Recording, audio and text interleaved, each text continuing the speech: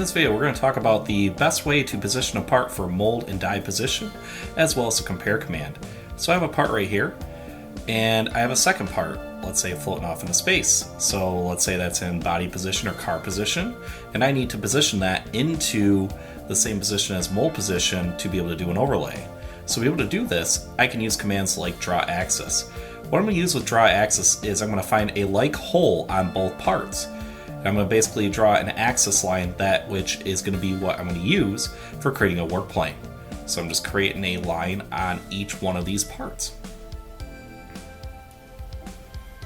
From here, I will go ahead and create some work planes. So I'm creating like work planes on both sides. One work plane I'm going to name as original part, and the second one will be the new part.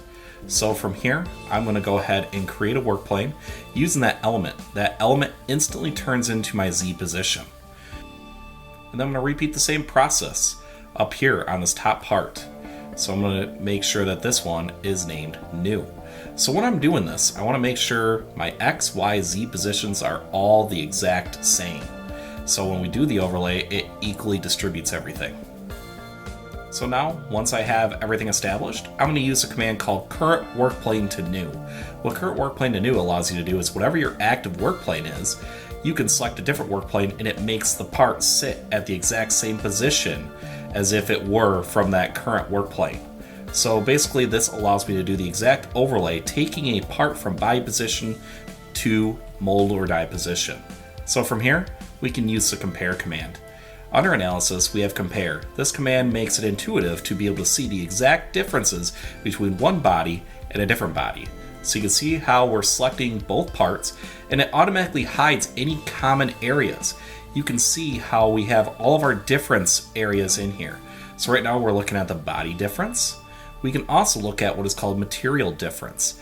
With a material difference, we can display labels, and this shows the overall volume of material that is different between one body and a second body. Switch back to body differences. I can turn on the display info, and you can see how when I hover over something, it shows the exact distance of difference between the two bodies. When I pick a certain face, I can actually put a label in there and confirm that label, and that label will be used for design purposes later.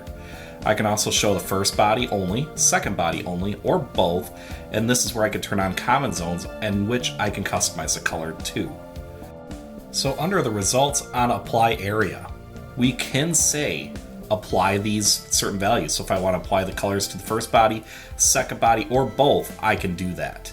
So if I hit confirm, it will apply to both.